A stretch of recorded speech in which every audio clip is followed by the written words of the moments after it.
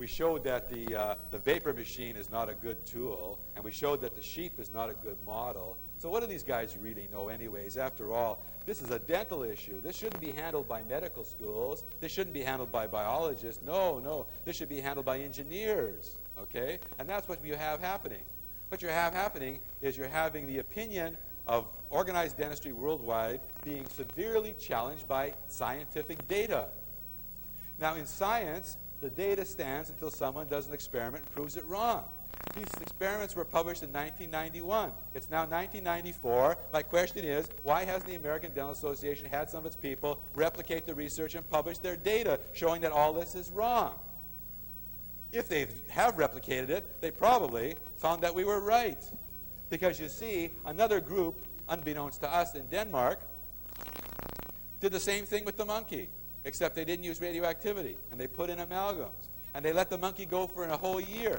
And they found, when they compared monkeys with amalgams to monkeys without amalgams, that the amount of mercury was significant coming from the amalgam restoration. Go ahead. You all right? Okay. So this raises the third, very critical point for research. If the mercury is going to the tissue, is it causing harm? Maybe the ADA is right. Mercury's coming out, it's not very much, it's like background, and there's no harm. So now we go on to the third question. Pathophysiology. Dr. Phillips, in his textbook in 1982, Skinner's Science of Dental Materials, stated emphatically, furthermore, any mercury leached from the amalgam is apparently not converted to the lethal form of methyl or ethyl mercury and is excreted rapidly from the body. But we want you to know, ladies and gentlemen, that all forms of mercury are toxic. Let me repeat that. All forms of mercury are toxic. And indeed, the World Health Organization and experts in heavy metals have determined that elemental mercury vapor is as toxic and perhaps more toxic than methyl mercury. So this whole notion about it being the good form of mercury coming out of the fillings is just not true.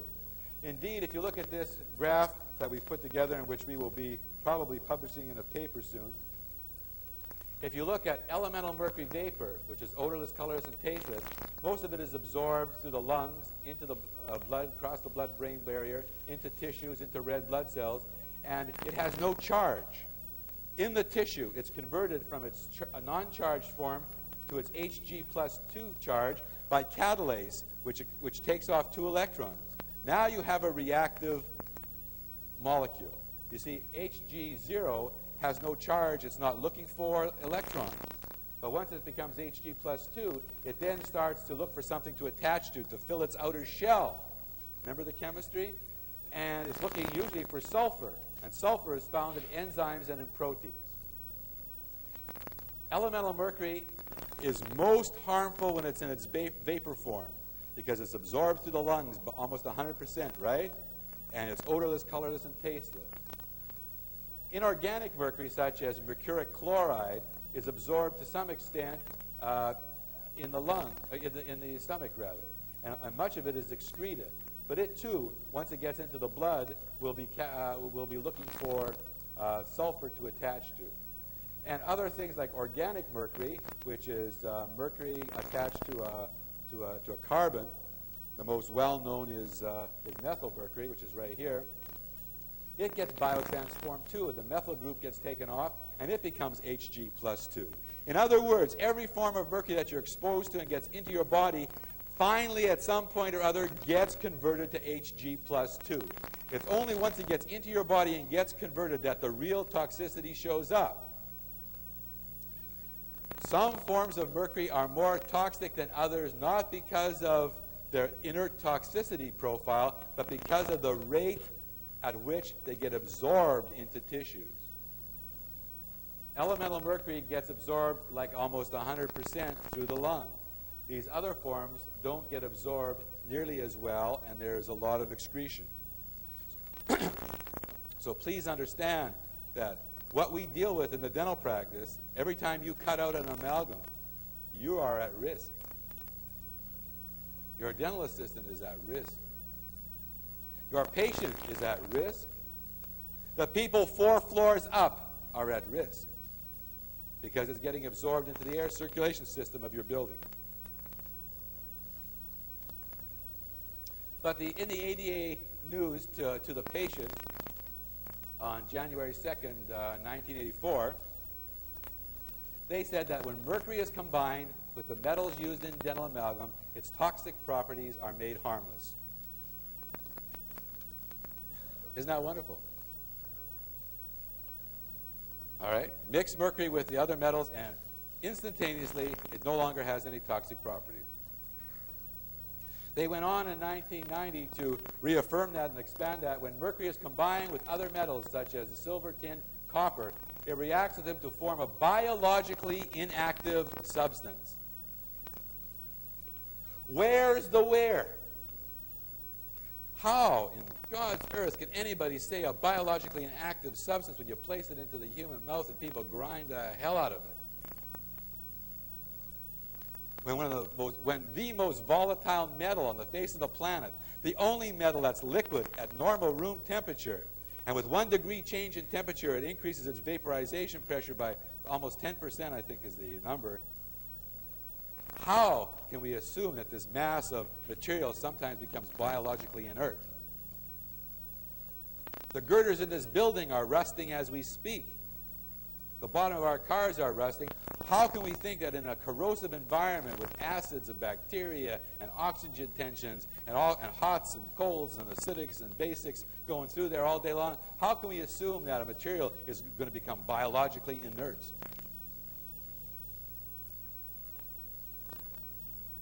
Where's the scientific data to support that?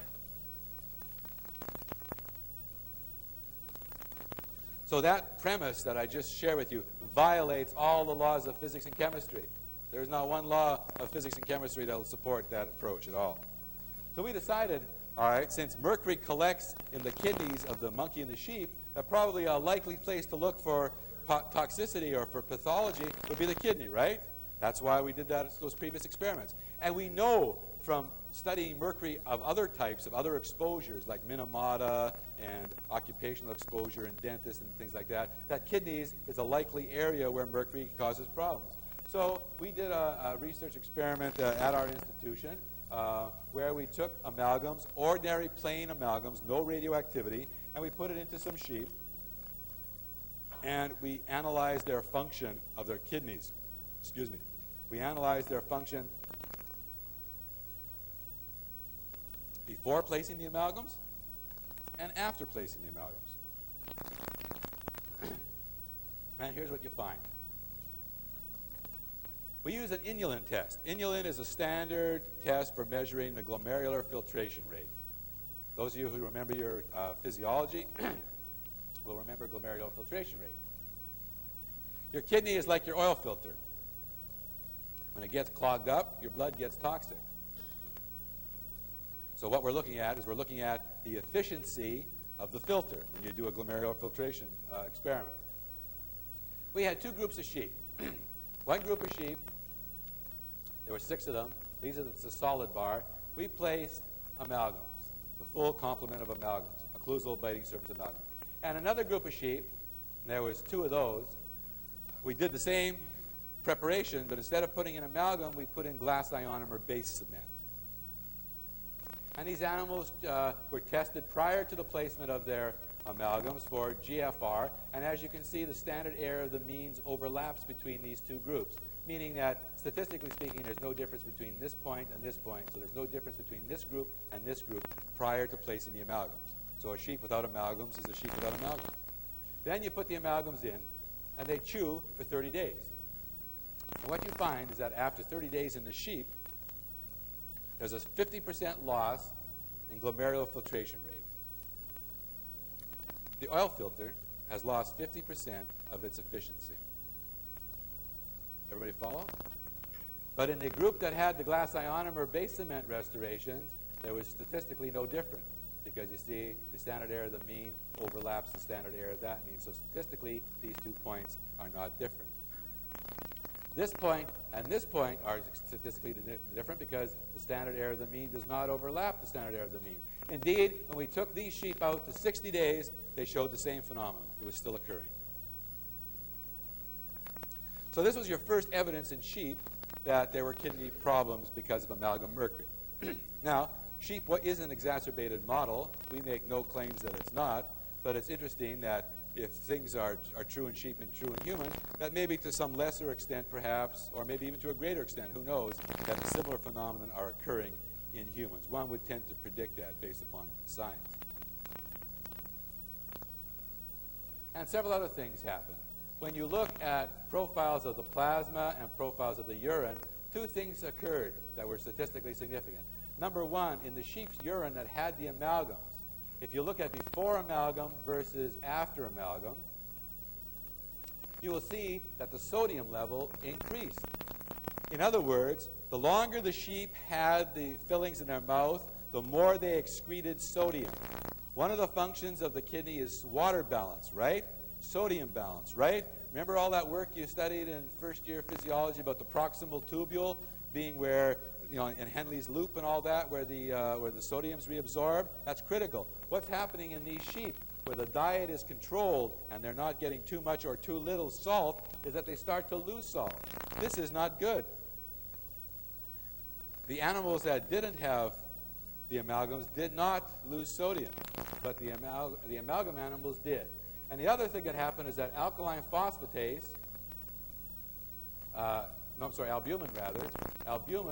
starts to be retained, whereas normally there's 93 units of albumin excreted. As time went on, less and less albumin was excreted, showing another problem in the kidney.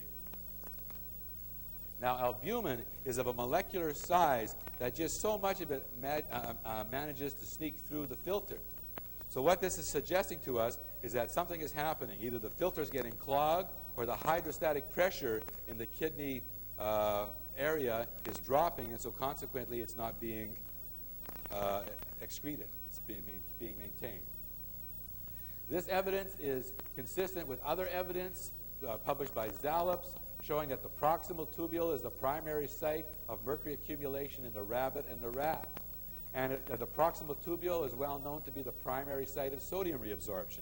So this is all consistent with what is already known. And very interestingly, and most interestingly, Moline published a study in a dental journal back in 1990, and she had some data there that she didn't even talk about to any great extent. She took 10 subjects, and she looked at their plasma mercury level, and she found that the mercury level correlated with the number and total surface area of the amalgams. So all these subjects had amalgams. She then took the amalgams out, and 12 months after removing the amalgams in these 10 subjects, the plasma mercury dropped by 50%, and the urinary mercury dropped by 25%. So take out the mercury, and you'll find less mercury in the blood and less mercury in the urine. But what she also found in all the 10 subjects is that when you compare the subjects 4 months before removing the amalgams to 12 months after removing the amalgams, that there's an increase in urinary albumin in the urine. When you place amalgams in sheep, what happens to the albumin? It falls. More of it stays in the body. When you take amalgams out of humans, what happens? The albumin rises. It's the same effect, but in the opposite direction.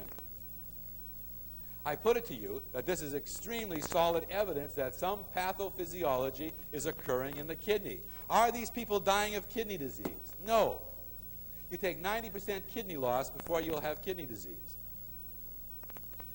People function with one kidney. Is there anybody in this room that only has one functional kidney? Raise your hand, please. Anybody in this room know someone in their practice that has only one functional kidney? Raise your hand, please. There are people in the world who have one kidney. Nature has given us lots of kidney for whatever reason. Maybe prehistorically we needed it. Or maybe we need it today and don't realize it. But this is pathophysiology. At the cell and at the tissue level, pathophysiology is occurring to you, and I ask you the question, when does the disease start? Does it start when there's a biological change at the tissue level, cell level? Does it start when a person has some symptom of unknown cause and you report it to somebody? Does it start when you got the shakes and you can't see straight? When do you have cancer? When they find it or when it starts?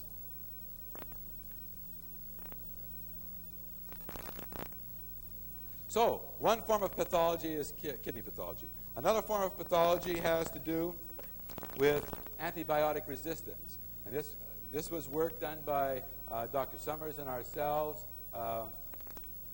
Dr. Summers from the University of Georgia, and she's a world famous microbiologist. And I'm not going to go into this in any detail because I'm running out of time. But what she found in the early 1970s when she was at Tufts Medical School is that she found that people who were antibiotic resistant also were mercury resistant, and they didn't know why. When they analyzed their bacteria and grew them in cultures, they found that for some reason, as one rose, the other showed the same effect. So antibiotic resistance and mercury resistance seemed to go hand in hand, and they wondered and pondered the question, but they really had no solution. When she saw our whole body image scan published in the FASB journal, she said, "Eureka, I know why. These gut bacteria are being affected by mercury, and there must be some link genetically between mercury and antibiotic resistance." To make a long story short, that's exactly what she proved. We put the amalgam fillings into monkeys, and I'm just going to flip through these. And what she showed is that here's the monkeys before placing the amalgams, and so here's what the level of mercury resistance is.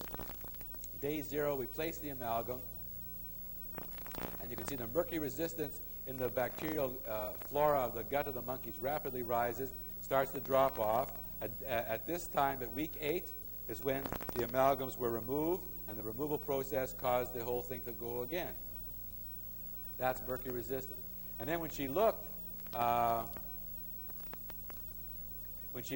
at these 3 species of bacteria in the monkey, she found that these bacteria became resistant to all these antibiotics. Virtually all the main antibiotics used today. These bacteria from the gut of the monkey became resistant. And this is a very significant finding, and it's a very, very important finding, because you see, in North America today, 30% or more of all North American hospitalized patients receive antibiotic therapy. That's from Goodman and Gilman. 32% of all pharmacological drug costs at Foothills Hospital in Calgary in 1992 were antibiotics. 95% were IV and 5% were oral antibiotics. And antibiotics comprised 10% of the 5.1 billion drug sales in Canada alone during 1992, ranked second to cardiovascular drugs. So antibiotics are one of our main pharmacological agents, and they're losing their effectiveness, aren't they? We hear about this all the time. Indeed, if you look at the top 20 prescribed generic drugs in the United States in 1990 from the Pharmacy Times, the ones with the stars are all antibiotics. It's a major industry. It's big bucks, and we're finding we have to use more and stronger antibiotics to get the same effects that we did 20 and 30 years ago. So, antibiotics is critical. The other thing is, and I'm not going to go into too much detail now, is that there appears to be a connection between mercury in the brain and Alzheimer's disease. We have shown now in animals that you can actually produce neurofibril tangles in rats when you expose them to low levels of mercury. And we're presently working with Dr. Boyd Haley from the University of Kentucky, and we have an ongoing research program that's underway.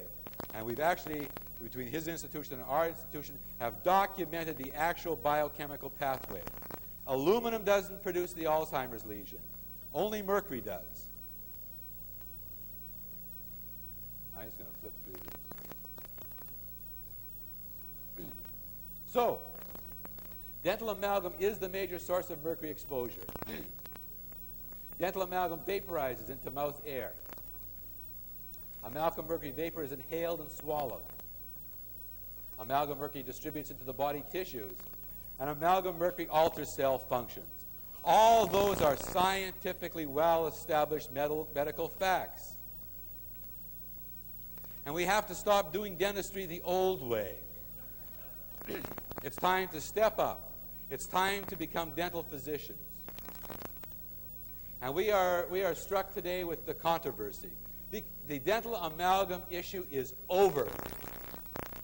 I'm telling you now for the first time, it's over. Scientifically finished.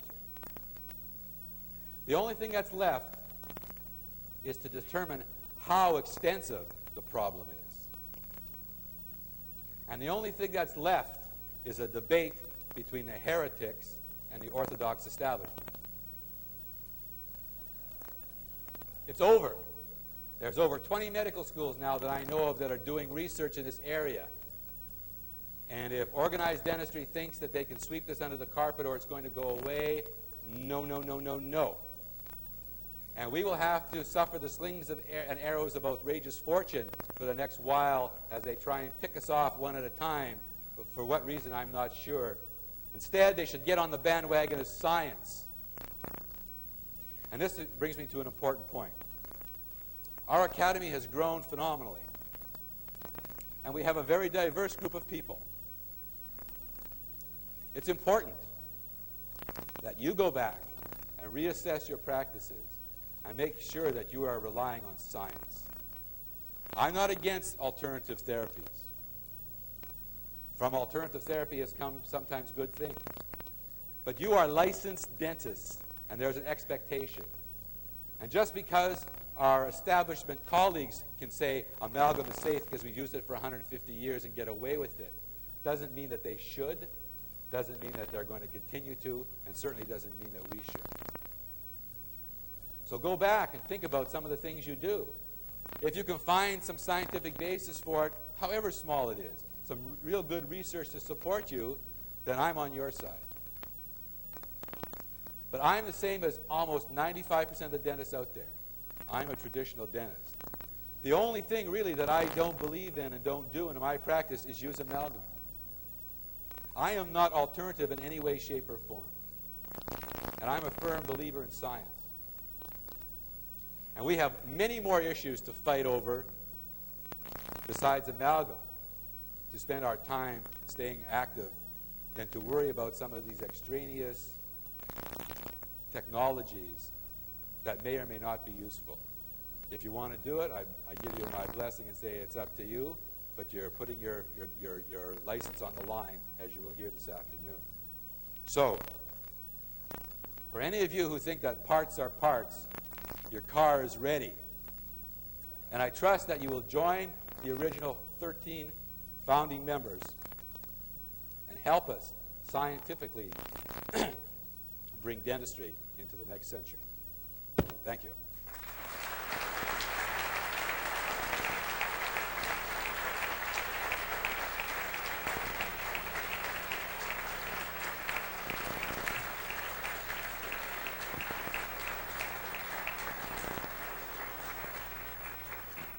I think it's coffee time.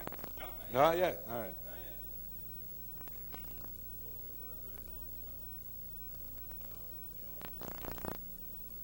Sorry? That was Moline.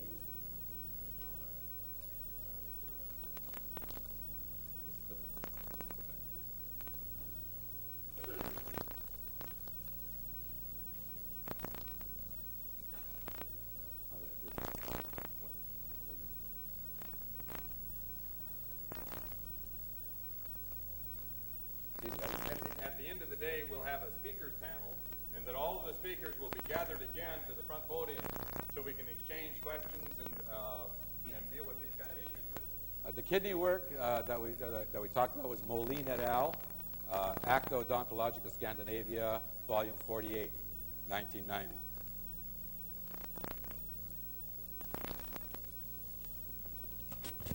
So let me begin by saying that off to a good start. Our keynote speakers got you excited. Makes you want to have a few more seats. And so soon we'll be talking about the environmental impact of dental amalgam from two of the experts in the academy who've had done a lot of literature research, and I think Dr. Rubin has spent a fair amount of time in Seattle listening to the Seattle Water District and the Sewers Control and the Dental Society all hassle about what we do with this and what we do with that and whether or not it's toxic or not. Marcia Bastiano and Paul Rubin have been members of the Academy for many years, and that they've expanded on their presentation on the environmental impact of dental amalgam. And so, without further ado, Marcia and Paul, please come forward. I am going to... Time to get unhooked.